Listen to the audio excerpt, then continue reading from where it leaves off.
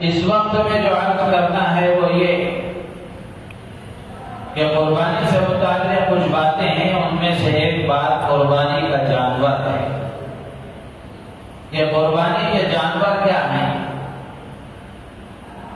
حضرت علی رضی اللہ تعالیٰ عنہ سے ایک آدمی نے سوال کیا جانور قربانی کے جانوروں سے متعلق کہ قربانی کے جانور کون کون سے ہیں۔ تو حضرت علی رضی اللہ تعالیٰ عنہ نے اس سے پوچھا کیا تم قرآن پڑھتے ہو؟ اس نے کہا جی ہاں پڑھتا ہوں۔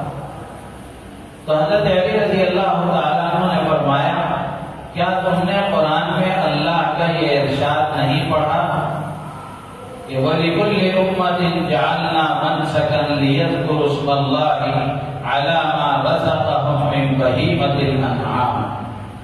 تو اس میں بہیمۃ الانعام کا ذکر ہے۔ اسی طرح پھر فرمایا کیا تم نے قرآن میں اللہ کا یہ ارشاد نہیں پڑھا کہ أُحِلَّتْ لَكُمْ بَهِيمَةُ الْأَنْعَامِ۔ حضرت مفسرین نے بہیمۃ الانعام کے تحت میں لکھا ہے کہ اس میں کون کون سے جانور آتے ہیں؟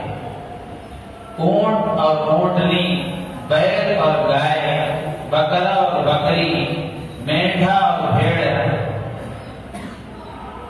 گائے اور بیل، بھینس بھی اس میں داخل ہے۔ تو یہ جانور دمبا اور دمبی، یہ 8 قسم کے جانور ہیں جو قربانی کے جانور کہلاتے ہیں۔ تو ان جانوروں میں سے کسی بھی جانور کی آدمی قربانی کر سکتا ہے اور یہ قربانی کے جانور کہلاتے ہیں۔ تو ان جانوروں میں سے آدمی کو جو میسر ہو جائے، جس کی استطاعت ہو، آدمی اس کی قربانی کرے۔ اور بھینس کے بارے میں بھی، یہ بھینس بھی قربانی کے جانوروں میں داخل ہے، گائے کے جنس میں سے داخل ہے۔ حضرت علی رضی اللہ تعالیٰ عنہ نے فرمایا کہ گائے اس میں بھی 7 حصے ہو سکتے ہیں، 7 افراد کی طرف سے ایک بھینس دی جا سکتی ہے۔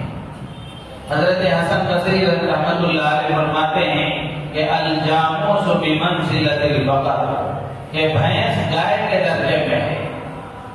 یہ بات اس لیے عرض کی جا رہی ہے کہ امت میں ایک طبقہ وہ بھی ہے جو یہ کہتا ہے اور ان کا یہ خیال ہے کہ بھینس کی قربانی نہیں کی جا سکتی۔ تو اس لیے وضاحت کے ساتھ یہ بات عرض کی جا رہی ہے کہ جس طرح گائے اور بیل کی قربانی ہو سکتی ہے، اسی طرح بھینس کی قربانی بھی کی جا سکتی ہے۔